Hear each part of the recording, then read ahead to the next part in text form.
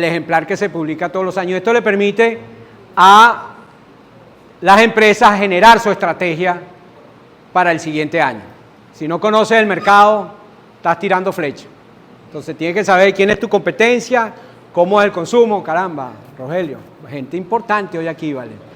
Ya me pongo nervioso, Y eso es lo que hace la industria. ¿Quiénes? Todas las grandes. Todas las grandes dicen, bueno, yo quiero saber con qué voy a salir, con qué no voy a salir. Y bueno, una de las cosas importantes que también que es simpático que nos entregan, y no me aguanté hasta el final, se lo enseñé, y básicamente un gran resumen de esto, que en una votación al azar que hizo Luis, se lo ganó Colaca con Velac. Tome para que te lo lleve. Chévere. Nos envían nada más 2 ejemplares. Normalmente se lo entregamos al ministerio, pero esta vez se lo ofrecemos. Te agradezco no lo reproduzcas, por favor, no nos vayan. Entonces, bueno, así es la seriedad de la data que van a ver hoy aquí. Eso es parte de este proceso. Esto no es un elemento al azar porque creo que me dijeron tal cosa. Aquí quincenalmente se encuestan 27.000 productores, una muestra de 27.000 productores. Nosotros tenemos una base de datos de 95.000. De esos 95.000 extrajimos 54.000. Y de esos 54.000 los dividimos en 2 grupos. Todas las muestras están segmentadas por tamaños de productores y por estados, de tal manera que todas las muestras son representativas. Para eso nos apoyamos mucho en Data Analysis, José Antonio Gil Yepes, que es el que nos ayudó a realmente segmentar el proceso. Y una quincena le preguntamos a 27.000 y la otra quincena le preguntamos a los otros 27.000. Antes le preguntamos a todos los 54, pero se hizo costoso. Y una muestra de 27.000 encuestados que responden alrededor de 3.000 para Data Analysis, eso fue, nunca en la vida lo había visto. Me encanta esto, quiero trabajar con ustedes. Y por eso trabajan, porque es una respuesta, es una interacción muy alta. Y de ahí viene la data. Entonces, ¿cómo vamos a dividir hoy? Vamos a hablar del mercado mundial, ¿ok? Y es interesante, porque siempre decimos que nos pagan bajo, que nos pagan poco. Pues déjeme decirle que estamos de primerazo de hace tiempo. ¿Oyeron? ¿Cómo es el mercado mundial? ¿Cómo es el mercado nacional? ¿Ok? Esta vez trajimos un análisis de cómo es el productor en función de su productividad, y de eso viene esa información de los 95.000 productores, que es el 70% de los productores a nivel nacional. Nada más hay, bueno, nada más hay, no hay, son un pocotón. Hay 132.000 productores de vacas y búfalos. ¿Ok? Esa es la data que vamos a concentrar, y más vacuna que bufalina. La bufalina está creciendo, pero todavía le falta, o sea, el que predomina en más de un 85% en el mercado nacional es vacuno. Y búfalo, y eso lo discutíamos con Philip de Bufalinda, ya lo vamos a nombrar por ahí, ha venido creciendo, pero sigue estando predominante la vaca, pero por rato largo, tanto en leche como toros en matadero. El año pasado la matanza global de todo el año fue alrededor de 1.200.000 animales, de los cuales 120 y tantos mil fueron búfalos, o sea que es el 10% de la matanza nacional. Entonces, pero viene creciendo, ¿no? No lo estoy diciendo porque sea malo, sino estoy diciendo para que nos pongamos en contexto, ¿no? Porque a veces, dígame. Somos los primeros de América del Sur con Brasil. Somos los primeros bufaleros de América del Sur junto con Brasil, eso es correcto, eso es correcto. Y bueno, así se produce la leche en el mundo. Los países más oscuros son los que producen más, y se producen alrededor de 940 millones de toneladas, ¿ok? Y el país que más produce en el mundo leche se llama la India, ¿ok? Y gran parte de esa leche es de búfalo. La India es el principal productor de leche de búfalo en el mundo, pero tienen vacas también, muchas vacas, la vaca es sagrada, ¿ok? En segundo lugar, la Unión Europea y bueno, en tercer lugar, los Estados Unidos. Y bueno, fíjense, Pakistán, el cuarto lugar, y la China, o sea, los países asiáticos como China, Pakistán y la India, es lo que realmente domina la producción del mundo de leche. Una de las cosas interesantes, y vamos a volver una atrás, es que menos del 9% de la leche que se produce en el mundo se comercializa. Toda se comercializa en el mercado internacional, toda se consume en el sitio de origen o dentro de las comunidades como la Unión Europea. Entonces, se produce muchísimo, pero es un producto que no se comercializa internacionalmente o con países externos, sino gran parte de eso es consumido localmente. El caso de la India es uno de los elementos más importantes. ¿Ok? Y bueno, fíjense cómo es la torta. Estos son datos hasta el 2023. ¿Ok? La India hasta el 2023 produce un cuarto de la producción mundial. Interesante, pero más interesante que nos interesa a todos es cómo es el mercado.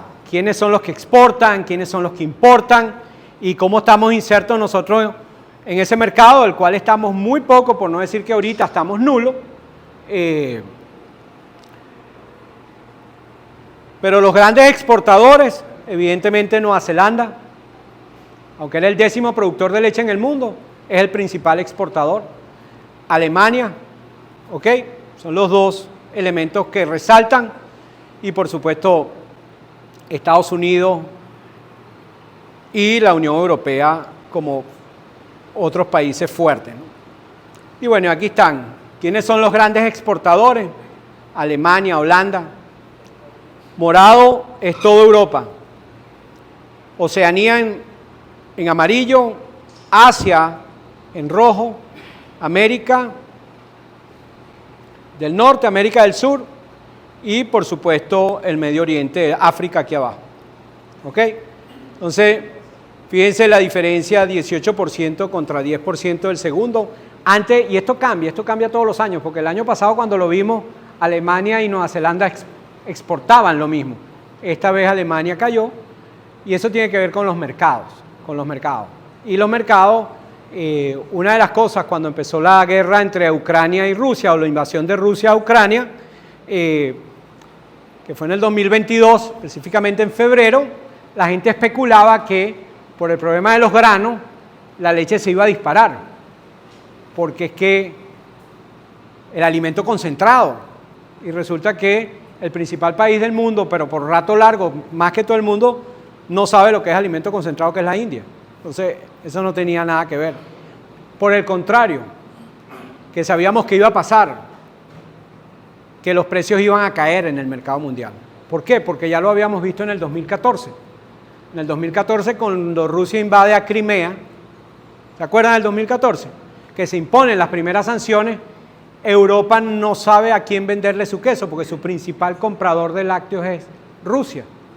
¿Y qué pasó? Sobresaturó el mercado y los precios cayeron. ¿Qué pasó en el 2022?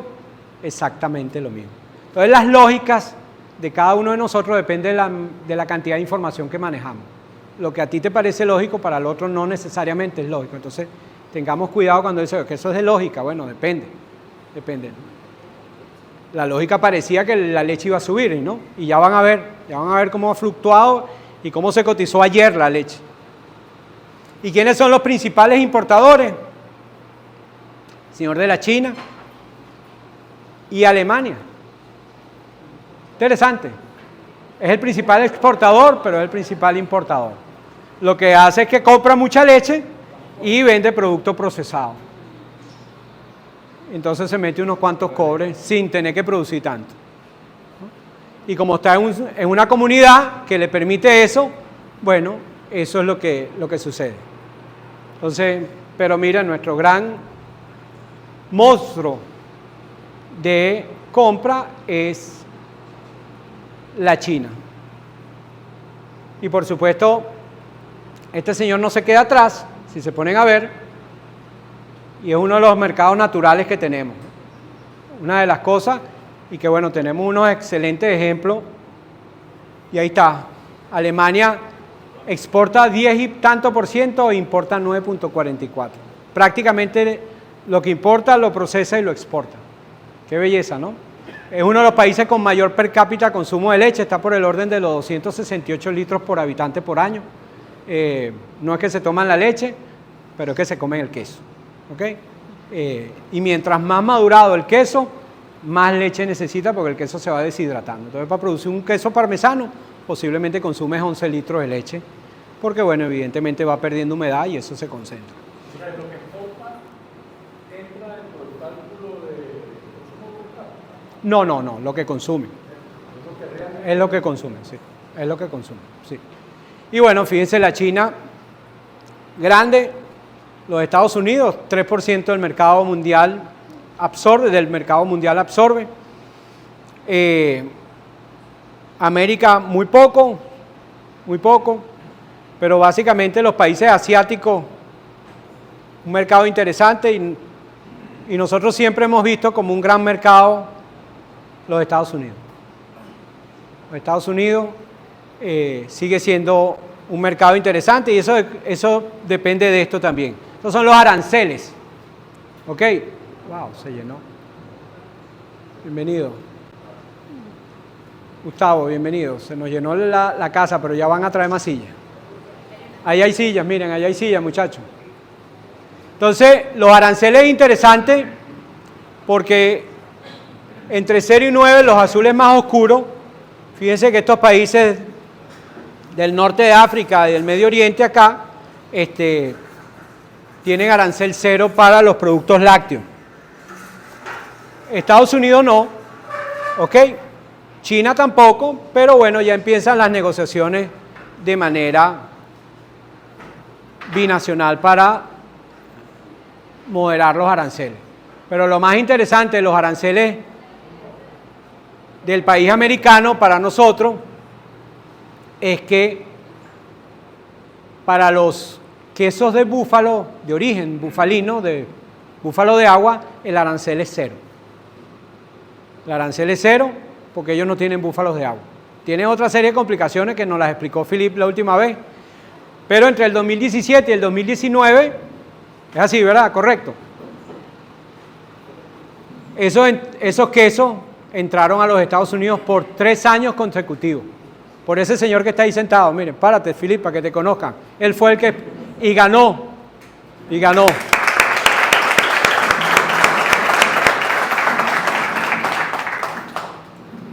Y cuando digo ganó una cantidad de premios.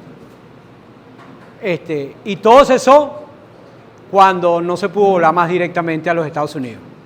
Encareció el producto con una extra logística y ya por supuesto te saca el mercado, un mercado muy competitivo.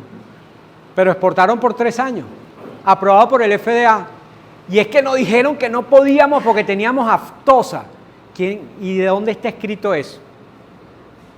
Resulta que nos quedamos, bueno, eso siempre lo he dicho, pero lo vuelvo a repetir, es importante, nos quedamos siempre con el que me dijeron. Los que me dijeron son sencillamente especulaciones. Y hoy en día con las redes aún más. Entonces hay que leer.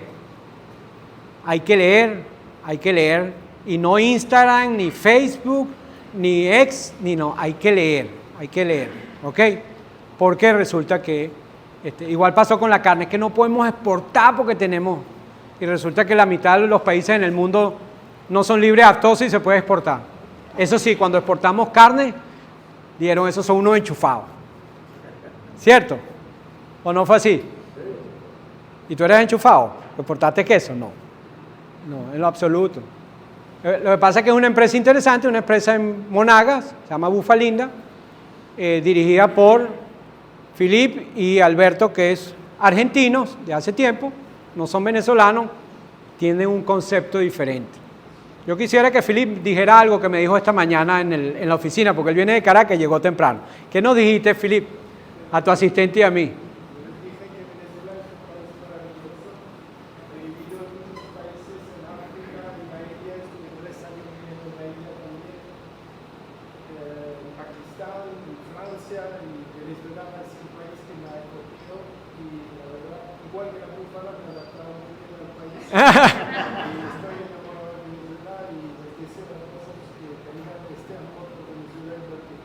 Buenísimo.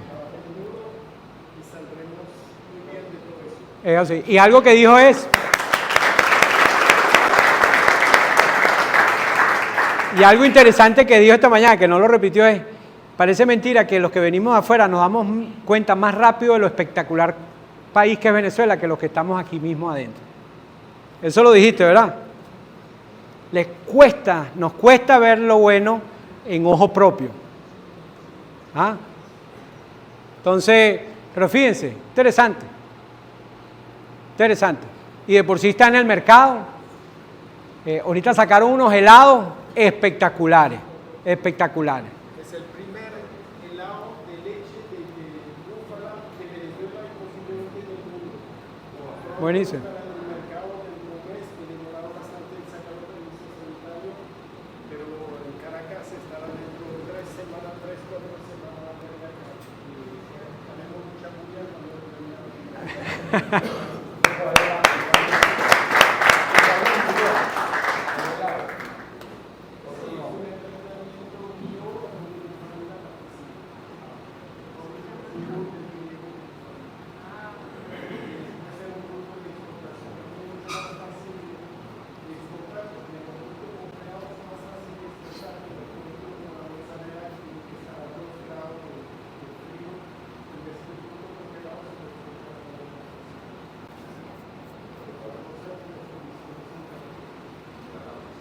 Sí, buenísimo. Y fíjense qué interesante, el producto que voy a sacar es porque lo voy a exportar. Y ya nos vamos a dar cuenta del tamaño del mercado nacional de lácteos, para que ustedes tengan una idea. Pero bueno, así cerró ayer, 2 de julio, fue la subasta de Global Dairy Trade, que es en Nueva Zelanda. Eso acogió finalmente a todos los compradores y a todos los vendedores, que básicamente son transnacionales y países. Y fíjense, que es el que uso como referencia. Se subastan muchas cosas, leche en polvo descremada, completa, bienvenido, Newton, viene de Apure rodando. Queso cheddar, que es el queso industrial, grasas, las mantequillas, es lo que se subastan, y una serie de productos interesantísimos, pero de tipo industrial. Pero para que vean el precio de la leche en polvo completa, en toneladas, 3.200 litros, $3.200 la tonelada. Y puesta aquí en Venezuela desde allá, costaba no más de $300 la tonelada.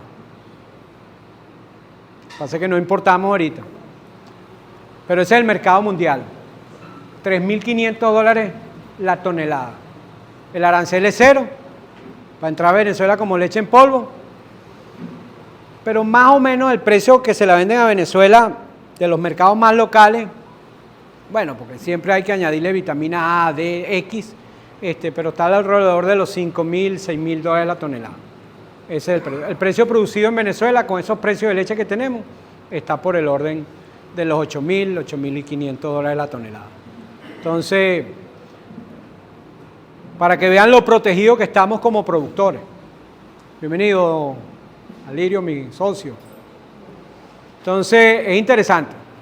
Lo que ha hecho la industria es tratar de promediar hacia abajo los precios. Ustedes han visto que de $11 el kilo de leche en polvo ha llegado a estar en 8 y pico en zonas como Farmatodo, 9, y es porque ha entrado licencias para ciertas empresas formales, que es una cosa interesante que están haciendo ahorita. Bienvenido, adelante. De Bejuma vinieron. Sí. Entonces, y ese es el comportamiento de los últimos 5 años, hasta el último precio. Pandemia, como todo, como casi todos los productos, exceptuando el petróleo, hizo así y después cayó. Sin embargo, no es muy diferente al prepandémico. Entonces, muchos precios que estamos viendo ahorita, como el de maíz, que decimos, oye, bajó el maíz, cuando chequeas el precio del maíz, el commodity del maíz, el amarillo, que es el que se negocia en las bolsas, está completamente en el rango, y todavía está un poquito más alto ahorita, pero está en el rango del precio prepandémico. Entonces el problema es que la pandemia generó un error tan grande que claro, cuando nos comparamos con la pandemia o nos está yendo muy mal o nos está yendo muy bien, dependiendo de lo que se haya sido afectado en ese momento. Pero ya una vez subsanado ese problema, vuelve a los mismos precios, ¿no? A ese precio prepandémico. Entonces, bueno, ¿estamos claros hasta aquí? Pueden interrumpir. Decano. Muy bien. Chévere. Y estas fluctuaciones, fíjense, vamos a buscar este precio. Enero del 2022, febrero del 2022, empezó la guerra, cayó más rápido, ha podido caer menos rápido, pero evidentemente ese elemento afectó inmediatamente el haber perdido un consumidor tan grande como Rusia.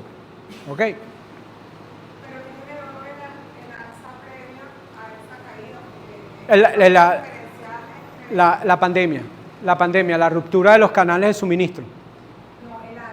O sea, digamos que como estaba en octubre de 2021, como llega a enero de 2022, o sea, es un alza Sí. que acentuada, o sea. Es correcto. Empezó la pandemia, se saturó el mercado, los precios bajaron completo y después que empezamos a salir de pandemia, que arrancan la demanda, todo estaba paralizado. Entonces todo estaba en back order. Eso pasó con todos los productos en el mundo. No había suficiente para abastecer después que arranca y es por eso que se disparan todos los precios. ¿Sí recuerdan? Muy buena la pregunta. Dígame. Rusia no dejó de consumir leche, dejó de comprarle a Europa. Es correcto. Es correcto. Ya lo sabe ahora. Bielorrusia. Muy buena tu pregunta. Bielorrusia, sí. Y de por sí yo no puse la tabla, pero se posicionó entre los 4 primeros exportadores en 2 rubros, ¿no? Pero el consumo bajó. Y por supuesto, como todo, no hay algo que te restrinja completamente que no puedas, pero evidentemente tú como gran ofertante ahora empiezas a comprar productos, a lo mejor el Bielorrusia lo sé porque salió inmediatamente de no estar en los primeros puestos nunca, de pronto está en los primeros 4 o 5 puestos en algunos productos de la subasta, ¿no? Y el comprador por distancia y por todo es Rusia, ¿no? Pero Nueva Zelanda no le vende a Rusia, Europa no le vende a Rusia, entonces son los principales ofertantes naturales. El problema es que entre que te ponen la sanción y dejas de comprar, eso genera una escasez, pero después empiezas a maniobrar y empiezas a tratar de buscar productos de otros mercados paralelos y que ellos se ajusten para poderte vender, ¿no? Pero básicamente la respuesta es Bielorrusia. Sí. Entonces, bueno, ¿qué ha pasado con el mercado nacional? ¿Qué ha pasado con el mercado nacional? El mercado nacional es lo más hermoso del mundo para nosotros los productores, porque es un reloj suizo y para los industriales también. Entonces, bueno, yo siempre me gusta empezar por la última, que fue 24 de junio. La última medición que se hizo en el observatorio se hace cada 15 días. Y bueno, empezar por la leche mejor que en vez del queso. Precio de la leche, y esto es lo que nosotros reportamos. Todos ustedes tienen el APK de NatBio. ¿Quiénes no tienen el APK de NatBio? Para que se lo lleven hoy, es gratuito. Bueno, hoy se lo van en un código de barra, que es un código QR, lo vamos a poner, porque esta data se transfiere gratuitamente cada 15 días, aparte de una gran cantidad de informaciones que hay allá. Pero bueno, ¿y qué es lo que se pone? Bueno, se pone el promedio, porque es algo regular que se pone, pero es el elemento menos informativo de todo. ¿Ok? Para que tengan cuidado con los promedios. Cuando ustedes busquen ahorita, nosotros los que estamos en el semiárido, que buscamos los promedios de lluvia de los meses, y resulta que la data son de 100 años, el promedio no quiere decir el valor que más se repite, sino es la suma de todos los valores dividido entre 100, en ese caso que son 100 datos. Pero tiene que tener cuidado porque eso no quiere decir que eso es lo que va a llover ese año. Eso es lo que es el promedio. Lo que llueve normalmente es lo que más se repite. Y eso se llama moda. A mí me gustaría ver de los registros climatológicos cuál es la moda de mi zona, no cuál es el promedio. Porque a mí me dijeron que en junio, en mayo llovía 40 milímetros en Carora, en el semiárido donde estamos. ¿Y cuánto me llovió a mí en mayo? En junio, pero ¿y cuánto me llovió? 0. No me cayó una gota. Pero cuando saco el promedio, bueno, hubo un año bueno y me dio que no llueve nada. Este año. Pero seguramente me hubiese dicho la moda, me dice, el número que más se repite es 0 en de estos 100, 35 fueron 0. Entonces puede ser 0. Entonces, bueno, nosotros lo que hacemos es la pregunta y la pregunta es muy sencilla. Los que están aquí, que reciben la pregunta es ¿cuánto te pagan por la leche si vendes leche? ¿Cuánto te pagan por el queso si vendes queso? Y dime si tu leche es fría o caliente. Eso es lo único. ¿Cómo está la familia Bravo? Y lo representamos. ¿Qué significa el 75 percentil? Que si recibimos 100 respuestas y las ordenamos de menor a mayor, ¿ok? La número 75 es ese valor. Es el valor que corta el 75% de las respuestas ordenadas de menor a mayor. Quiere decir que en Venezuela los productores, el 75% de los productores en Venezuela recibe entre 50 centavos y el precio mínimo. Eso es lo que significa el 75 percentil. Y usted se ubica ahí. Nosotros no ponemos precio, nosotros simplemente plasmamos cómo la gente respondió. Y el 25 percentil superior es entre 50 y el precio máximo. Entonces el 25% de los productores en Venezuela reciben entre 50 y 65 y el 75 entre 50 y 30. Y el precio que más se repite es 40. ¿Ok? Entonces, y bueno, con el precio del 15 o 12 de junio, este precio bajó 3%. ¿Ok? Y bueno, están las leches frías. La leche fría hubo un repunte, está en 0,56 el promedio. ¿Ok? Y la leche caliente 0,42. Vamos a ver el queso que lo habíamos dejado y el mismo procedimiento. 75 percentil de 3.4 a 1.8 es el precio que recibe el 75% de los productores. Y el 25 superior entre 3.4 y 4.3. Queso fresco es cincho. ¿Ok? El queso sí se detuvo y escaló un poquito. Y eso lo vimos en los compradores también. Fíjense qué interesante la curva. La curva del año 2023 versus la curva del año 2024. Esto es representado quincenalmente. ¿Cuándo baja el precio de la leche en Venezuela? La última semana de mayo. Eso es un reloj suizo, si no pasa nada malo. Si no pasa COVID, si no cierran la frontera, ya lo vamos a ver. Y el desplome, fíjense que es exactamente la misma pendiente, casi caída libre. Y después hay un plató. ¿Qué es lo que nos indica a nosotros ahorita esto? Y que lo discutíamos Luis con su equipo y la dirección de la organización acá, que pareciera que picó en el plató ya. ¡Qué maravilla!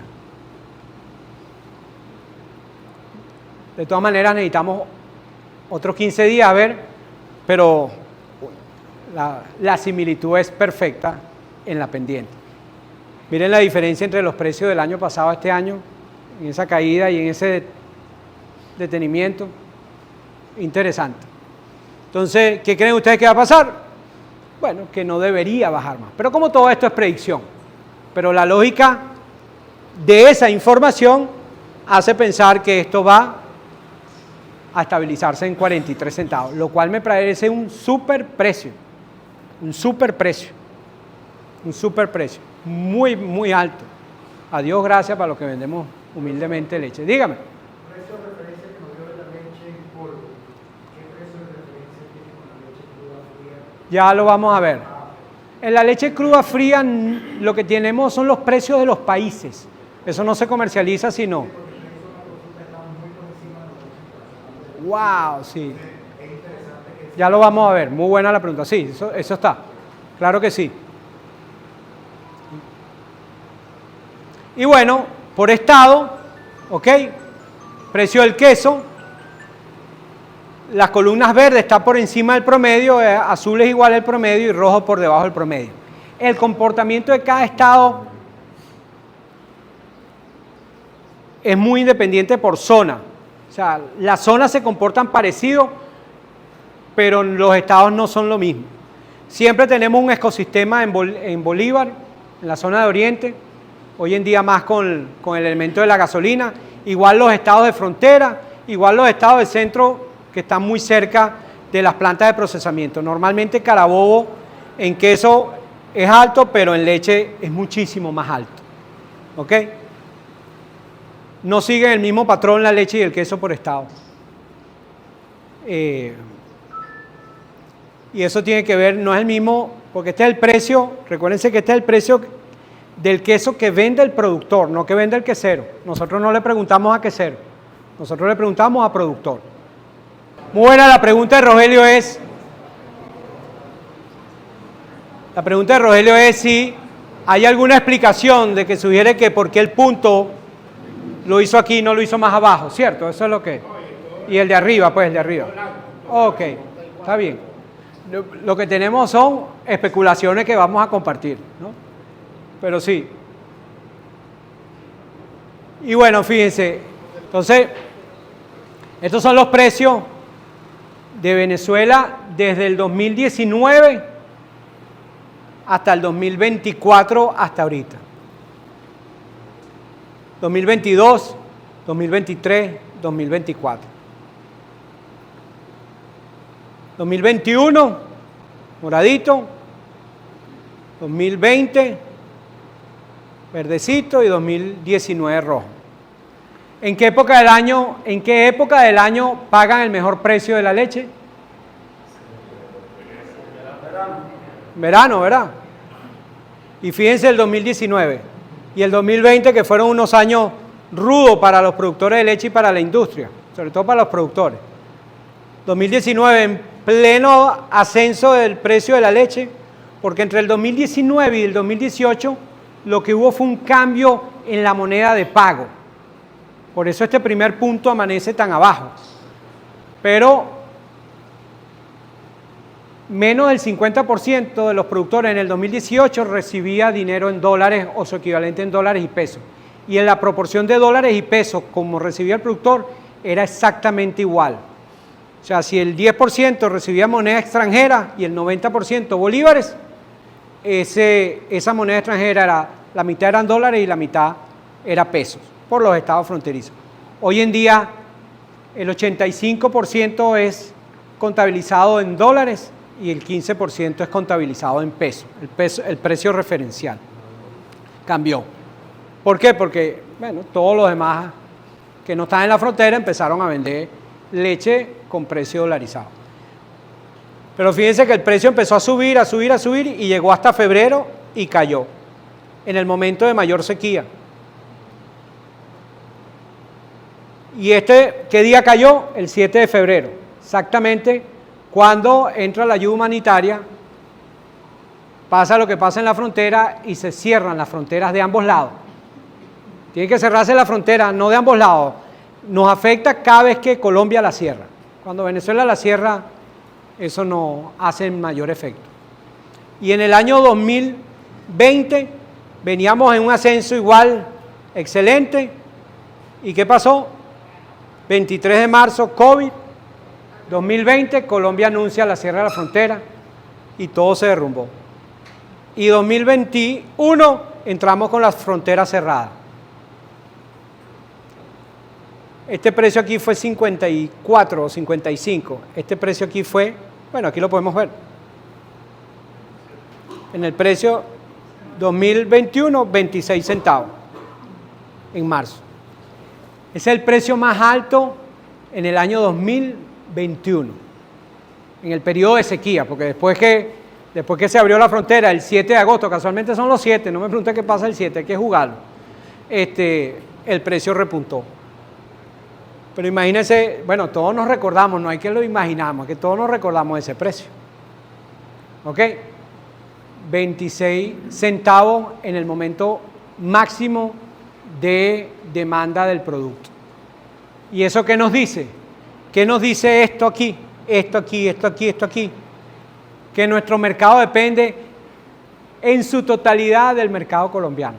No digamos en su totalidad, pero el precio depende del mercado colombiano. Exportamos informalmente más del 40% de la leche. En Venezuela tenemos excedente de leche ahorita para la capacidad de consumo del habitante. Eso es otra cosa.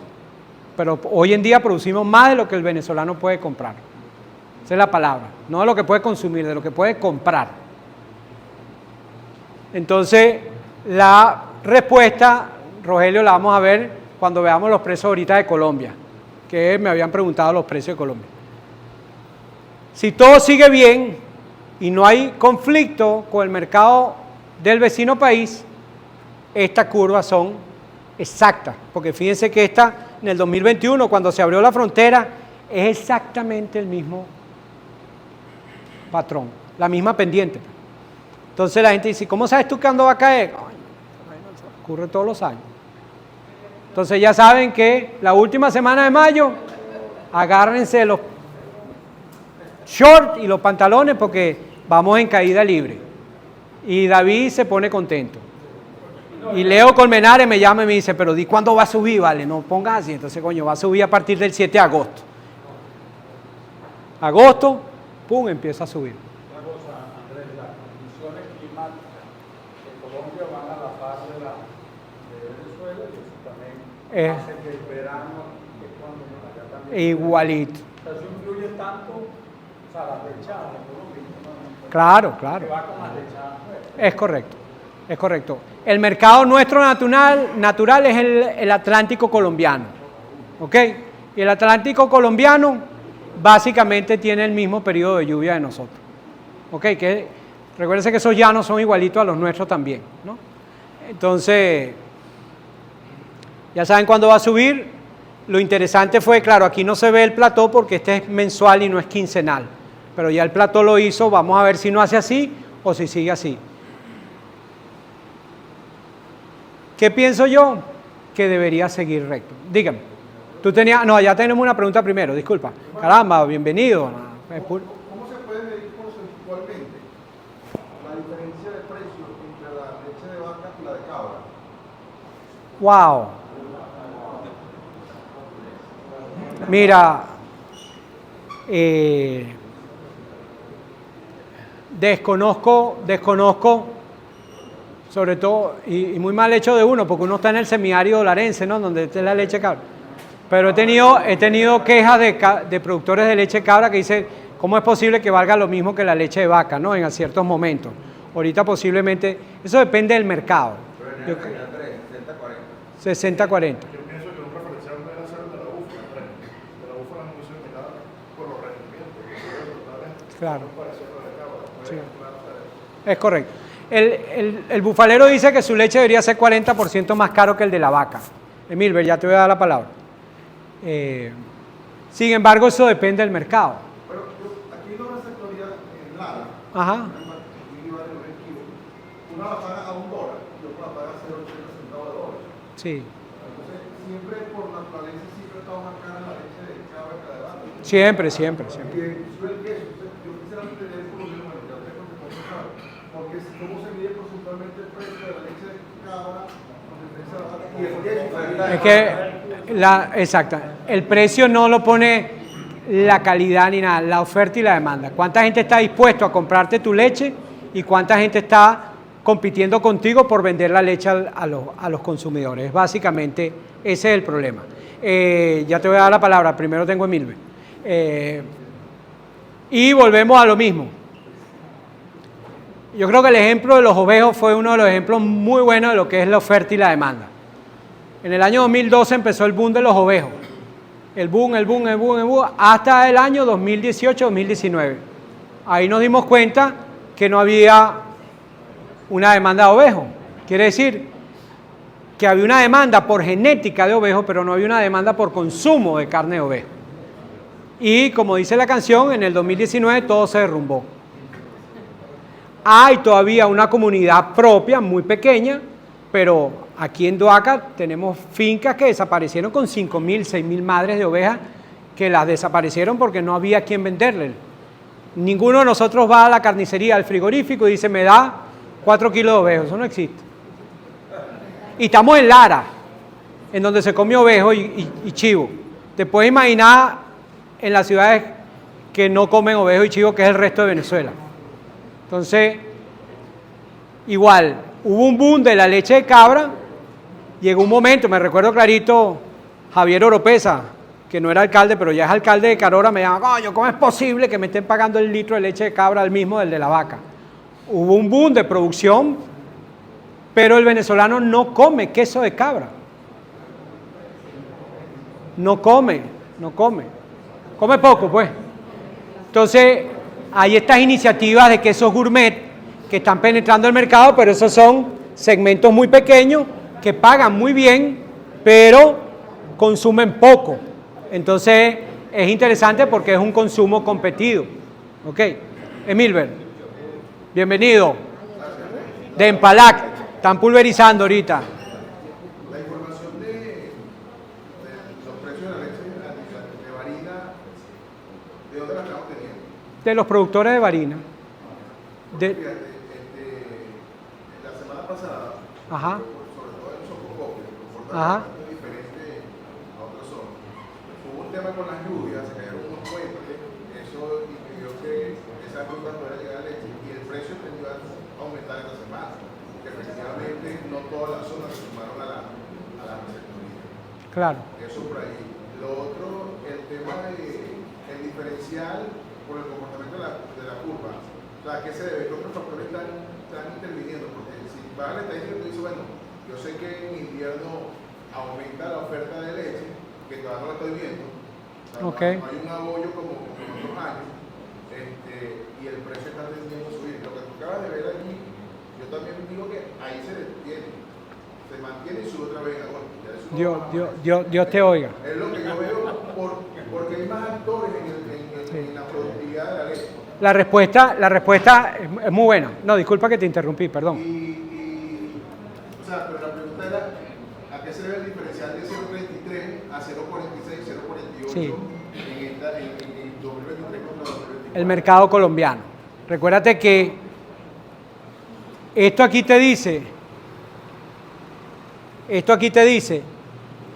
nosotros en verano, en sequía, producimos 40% menos de leche en promedio.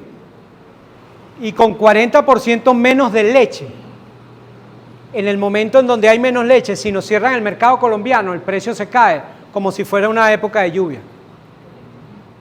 O sea, lo que pasa en Venezuela, muy poco efecto tiene sobre el precio. Es lo que demanda. Primero porque el 65% de la leche en Venezuela se produce en estados de frontera. El 65% de la leche. Ya voy para allá, Gustavo. Ya voy para allá. Entonces, la respuesta exacta no la tengo, pero lo que sí sabemos es que aquí se pueden caer los puentes, se pueden caer todo, y el precio cayó como si la demanda, como tú dices, no veo el abollo. Bueno, porque la leche está saliendo hacia otro lado. Voy, Gustavo. Muy particular. Buenas tardes para todos. Gracias. Aportar un poco sobre la frontera. Bueno, claro. Hacemos ahí vida. El tema de la frontera es muy particular porque en los últimos años el norte de Santander no comía queso como poco, y menos quesos blancos. Las principales cauterizadoras de Colombia no están hacia esa zona, están hacia el centro. Entonces, por supuesto, es mucho más sencillo y a menores precios los productos de nosotros en la zona que movilizar los quesos de ellos, que además la gran mayoría son quesos pasteurizados. Claro. Ellos sí tienen una estructura donde la mayoría de la leche pasa por la industria. Entonces, por supuesto, hay unos componentes totalmente distintos que los. Qué bueno. Interesantísimo. Bueno, fíjate, qué interesante, ¿no? Se ha ido creando el mercado progresivamente del queso venezolano en esas zonas de frontera. Mira, aquí están los precios hasta mayo de leches crudas en los países. ¿Ok? Por supuesto, Colombia, cuadrito amarillo, hasta abril, 55 centavos. Nosotros en abril estaba en 53. Nosotros estamos entre 5 a 10% por debajo del precio colombiano, dependiendo de la demanda. Pero tanto que vamos a ver aquí nuestro amigo el azul. Estados Unidos, el productor americano recibe menos precio que el productor venezolano. Básicamente nos superó Brasil ahorita, pero venía de abajo. Claro, recuérdate que estos son hemisferios aparte, ¿no? El mercado de ellos ahorita, en pleno invierno de ellos, es la sequía de ellos. ¿Ok? Pero fíjense que estamos similar al precio de Colombia. Es Colombia el que marca, y lo vemos, no lo sabíamos, cuando se cerraron las fronteras 2 años seguidos, en donde teníamos que tener el mejor precio del momento, se cayó el precio y lo que nos dijo fue, el mercado venezolano no absorbe lo que se produce. Ahora vamos con el sector industrial. Esto lo manejamos trimestralmente. El observatorio para las empresas de la industria láctea, como todos los que están acá, reportan mensualmente y le agradecemos eso porque nos permite tener estos datos para ustedes, ¿no? Se maneja de manera confidencial, lo que vemos son siempre datos globales y nosotros entregamos después esta información global a Cavilac, a Niqueso y básicamente a Cavilac y a Niqueso. A Soprole no lo solicita, no se lo entregamos, ¿no? Si lo solicita, se lo entregamos. Esta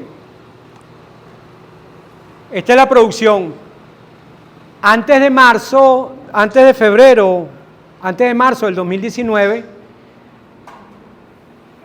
en época de lluvia procesábamos alrededor de 50 millones de litros mensuales. 50 millones de litros mensuales. Y en la época de sequía procesábamos 35 millones de litros. Ese era el estándar. Eso se repetía año a año. Hasta que llegó el 2019.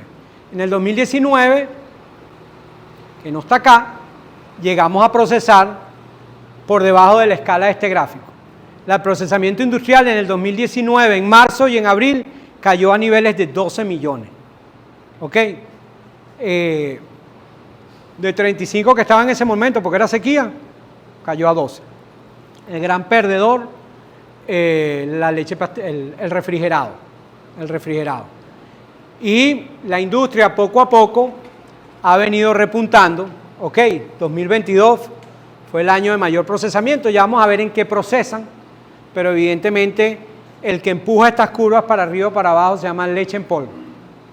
Los pulverizadores son los que hoy en día dominan el procesamiento. Eso no quiere decir que dominen el mercado, pero el procesamiento. Los que más están comprando leche son los pulverizadores. Y en el 2022 veníamos como una fantasía porque en abril venía subiendo, en mayo venía subiendo, en junio espectacular, y cuando entramos en julio fue ese famoso frenazo que sentimos en Venezuela en el 2022, que dijimos, bueno, ¿qué pasó aquí? Se frenó la economía, al gobierno se le acabó la liquidez y cayó el procesamiento porque cayó la demanda. Y poco a poco volvió a repuntar, sigue los arriba y abajo. En el año 2023 no tenía nada que ver con el final no tenía nada diferente que ver con el final del 2022, por lo cual sabíamos que iba a seguir cayendo, y en los primeros 3 meses del 2023 fueron extremadamente rudos, ¿se acuerdan? Que se postergó inclusive hasta mayo, pero los 3 primeros meses aquí no se movía ni un pajarito. ¿Sí se acuerdan, verdad?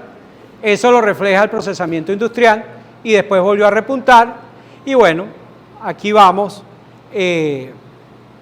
procesando cada vez un poquito más, de 12 millones, ya estamos en 22 en la época de sequía, esto es marzo, asumimos que ahorita vamos a estar un 40% por encima de lo que está ahorita. Cuando lleguen las épocas de lluvia, entonces esta curva va a ser así. De por sí se cortaron las 3, miren. Cortaron las 3.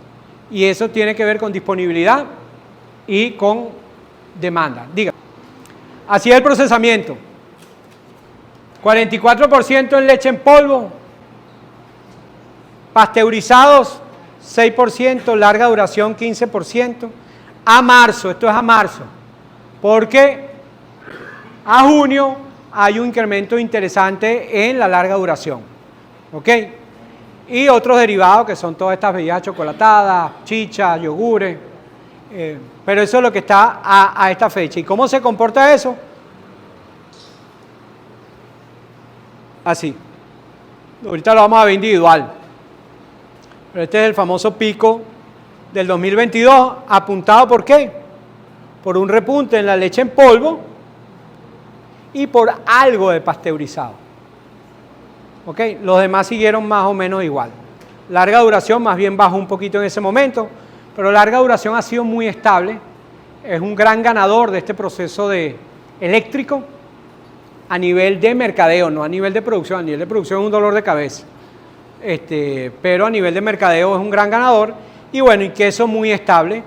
Queso, ya lo vamos a ver por independiente. Esto es leche en polvo. Son los litros de leche procesados para leche en polvo. ¿Ok?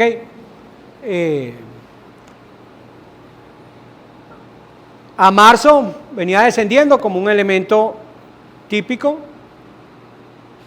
Y bueno, recuérdense que la leche en polvo hubo un momento que desapareció prácticamente por completo.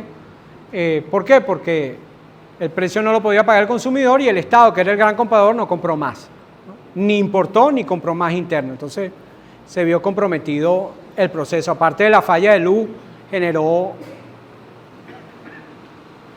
muchas dificultades. Pasteurizado, este es el pico que vimos en el 2022 y volvió a caer, ¿ok? Demanda del Estado. Esos picos es porque el Estado compra, no porque el consumidor tiene mayor capacidad de compra. Queso, sumamente estable, con una tendencia a ir subiendo en los años en donde empieza a mejorar la economía. Bueno, y hay una nueva participación de nuevas marcas, ¿ok?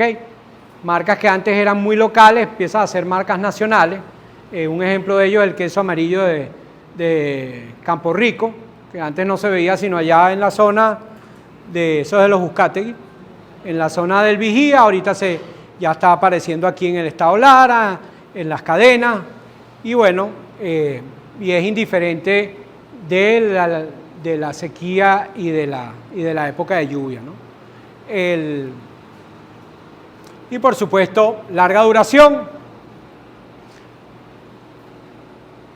Realmente las fluctuaciones, y que me corrija acá que está, bueno, leche en polvo, ¿estamos correctos, Emilber? Empalac, Emilber representa a Empalac, al grupo Rogelio, ¿verdad? Rogelio, coño, que tú te la pasas, no. Lo poco que sé de lácteo lo he aprendido de Convelac y de Rogelio, para que lo sepan. Y larga duración, básicamente ha estado dado por el mercado. Y fuerte competencia, un mercado de un segmento muy específico, ¿ok? Entonces fluctúa.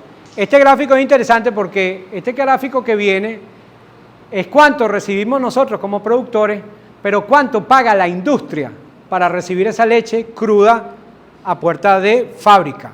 Entonces a veces hablamos muy mal del que nos compra la leche y se nos olvida que hay un proceso intermedio, ¿no? En rojo está lo que paga la industria. La industria no conoce al productor necesariamente, pero esto es lo que paga la industria y esto es lo que recibe el productor. ¿Ok? Se expande y vuelve a cerrarse, y así está este año. Y fíjense que los diferenciales lo hemos visto hasta de 60%, hoy en día no es tanto. Hoy en día puede ser un 20% o menos. O sea que está muy estable el sistema. Y esto es intermediación. La ruta interna a la receptoría, el manejo de la receptoría y de la receptoría a la planta. Eso es leche cruda a puerta de planta. Entonces, fíjense que aquí inclusive se redujo la brecha a menos del 20%, Entonces, es interesante que sepan, esto es a nivel industrial, a nivel de quesero evidentemente es otra dinámica, porque el quesero va y compra directamente al productor, ¿no? ¿Estamos claros hasta acá? No sabían que esto se había reducido tanto, ¿verdad? Interesante, interesante. Mira, eso es una muy buena pregunta. Es una muy buena pregunta. Yo digo muy buena pregunta cuando no sé la respuesta. Ya te voy a dar la palabra. ¿Ah? Dale, ayúdame, pues. Yo creo que, fíjate que estaba analizando enero, febrero y marzo. Entonces, en la época más crítica del mercadeo de la leche, donde entonces la intermediación se hace más pequeña porque la industria tiene más necesidad de copa y la gente la puede vender. Entonces, hay menos oportunidad para abusar del precio o para generar una especular en el precio y hablarlo a criollo y abusar del producto. Entonces, en la época de abundancia, el productor está aquí, el intermediario llega, compra y tiene para ganarse un diferencial mayor. En la época de escasez, estamos hablando de los meses de verano, el productor, si el intermediario quiere abusar del producto, Hay menos leche que negociar, exacto. se achica por eso. Está bien. Gracias a Dios existe el verano. Voy. Es correcto. Se estabiliza.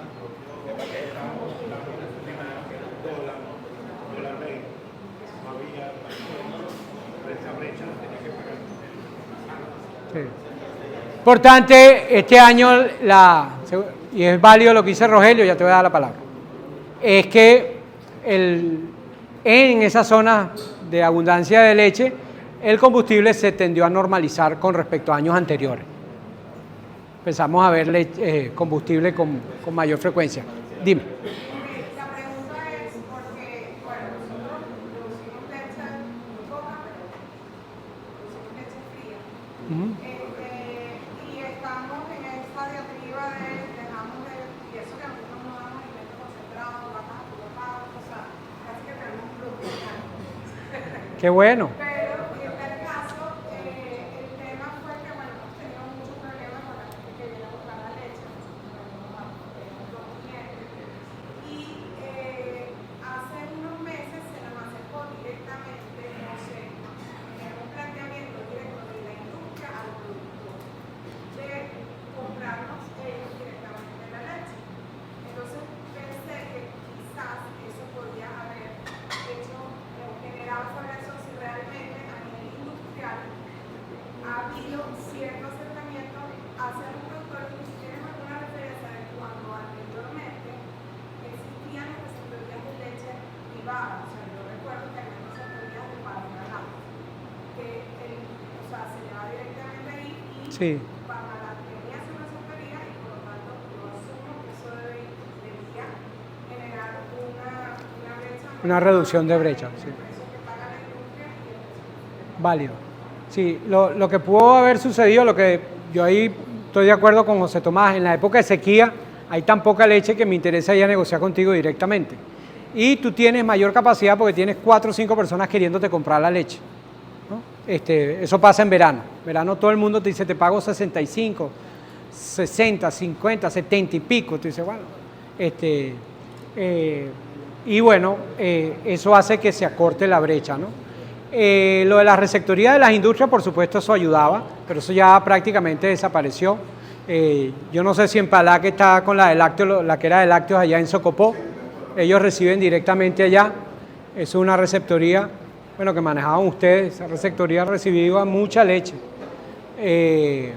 pero muy poca. Bueno, Colaca, que recibe la leche de Convelac de sus productores asociados, históricamente. Y bueno, los demás, algunas tienen, por ejemplo, Lactalis Parmalat tiene algunas receptorías muy pequeñas, pero su gran producción se la compra a unas receptorías en las cuencas lecheras, ¿no? Esa dinámica ha cambiado bastante, Esa dinámica ha cambiado bastante, pero eso va a ir retomando. No tengo la menor duda que la industria, en la medida que aumente la demanda y que haya mayor demanda de producto, van a tener que ir a buscar más leche. Y la leche está. Lo que hay es que tener cómo recogerla, ¿no? ¿Tú ibas a decir algo? No, estamos bien. Emilber. Ok. Entonces, ya entrando en las consideraciones finales, que es lo que viene ahorita, así es la producción de leche en Venezuela históricamente. En la época de sequía producimos menos, en la época de lluvia producimos más y después va bajando progresivamente. Entonces, aquí tenemos dos cosas. Uno, me enfoco si el mercado no va a reaccionar, si el productor, perdón, no va a reaccionar a esto, cualquier estrategia yo como productor que haga para producir mayor cantidad de leche aquí, va a tener un valor doble, por lo menos doble de lo que va a valer acá. José Tomás lo hace, nosotros lo hacemos. Tú obligas a tus vacas que paran a partir de enero. Nuestras vacas paran a partir de diciembre. De diciembre. Lo hacemos por una condición de agua, porque estamos en el semiárido para que los becerros no sufran tanto. Pero hoy en día tenemos suficiente comida en la época de sequía, porque ya no sabemos manejar en la época de sequía, que el primer tercio de lactancia de tus vacas produce el 50% de la leche que vas a producir en toda la lactancia.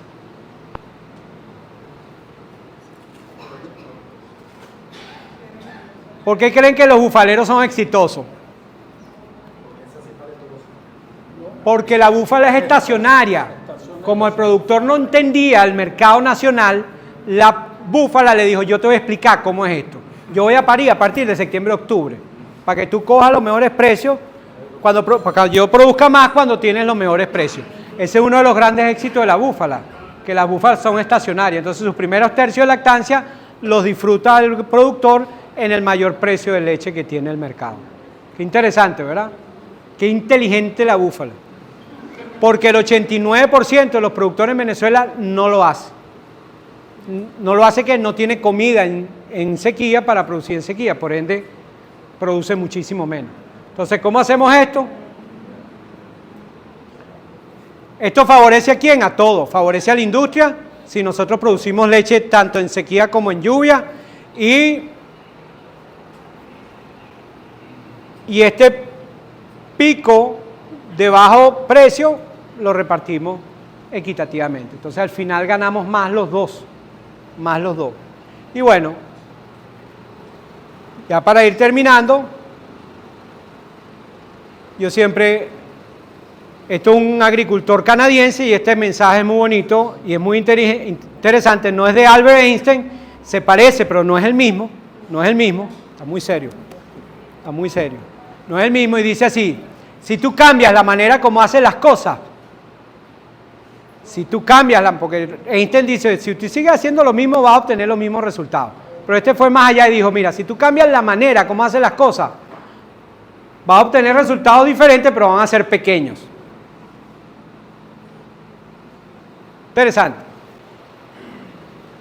Pero, si tú cambias la manera como ves las cosas, vas a obtener cambios gigantescos. Entonces, no simplemente a veces cambiando la manera como hacemos las cosas es suficiente, hay que cambiar la manera como vemos las cosas. Y esas son las rupturas de paradigma. Cuando un francés viene y te dice, este es el mejor país del mundo, y lo vemos nosotros más fácil que venimos de afuera que ustedes que están aquí adentro. ¿Y qué es lo primero que ellos dicen? Voy a producir algo para exportar. Es correcto. Y bueno, este lo han visto, pero este es un compuesto. Vamos a ponerlo acá.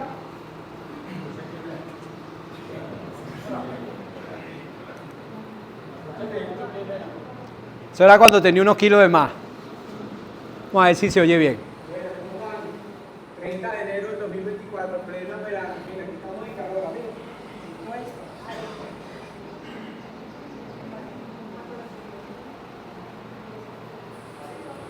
arena. Tenemos mucho tiempo contigo de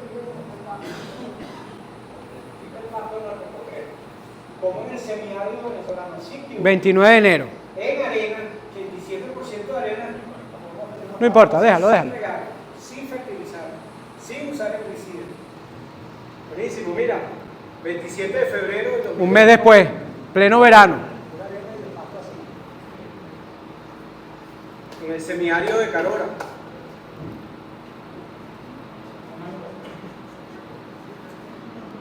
Déjalo. Ya.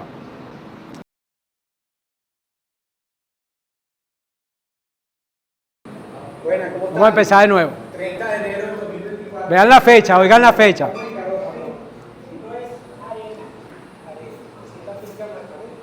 Arena. Pura arena.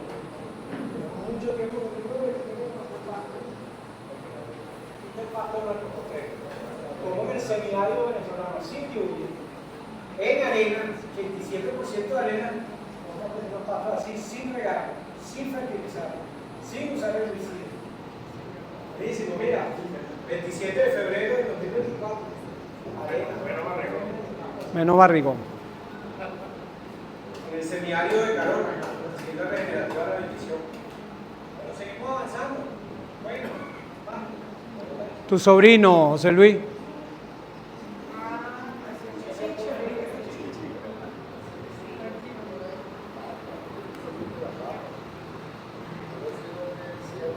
Aquí en Carona, ¿verdad?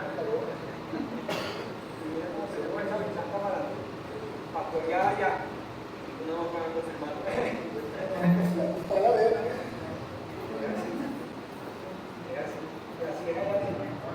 Y adentro ya cambió, ya es oscura, es agregada, tiene vida. Entonces, eso es lo que estamos buscando. Lo importante de esta experiencia es que mucha gente viene a la finca y lo ve por sus propios ojos, lo palpa, ve cómo la arena se convierte en suelo fértil, en pasto verde, sin mucha lluvia, realmente prácticamente nada. Y cada vez son más la gente que viene, cientos de personas, para contactar el poder de la regeneración del suelo en el semiárido venezolano. Te esperamos. Lo esperamos. Buenísimo. Bueno, eso era lo que teníamos para hoy. De verdad que están invitados porque una de las cosas que queremos es que la gente vaya cambiando a zonas que se secaban versus zonas verdes. Estamos en todo. El misma fecha, el mismo tiempo, el mismo verano, sin riego y la finca va cambiando completamente. Las producciones han venido aumentando, las ganancias de peso han venido aumentando y elementos clave, planificar lo que se va a hacer, medir, conocer el mercado y palabras clave que nos ha enseñado los errores. Cuando tenga su potrero, el descanso es absoluto. Ahí no puede entrar ni una yegua, ni un caballo, ni una vaca porque está coja, nada, el descanso es absoluto. Si no es absoluto, no sirve el sistema. Y lo otro es el personal que decide a dónde van los animales en la finca, es un encargado que ustedes pusieron y eso no está escrito. ¿A qué día y por cuánto tiempo va a estar? De las fincas que hemos asistido, grandes fincas, la gran sorpresa es eso a discreción de alguien. Estamos raspados.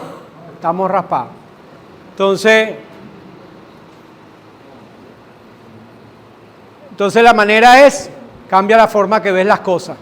Este 10 de julio, aprovechando la cuña que están aquí en Caracas, en nuestra sede de Caracas, vamos a dar el curso de Agricultura y Ganadería Regenerativa para los que son de Caracas o que están allá, para que puedan ir.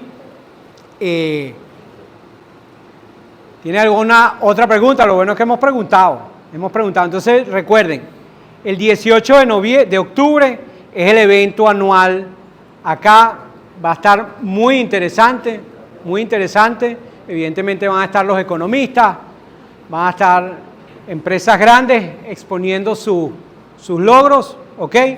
Y bueno, el sector pecuario y el sector vegetal dando la cifra, y es lo que nos va a permitir proyectarnos con mayor eficiencia a estrategia del año siguiente, 2025.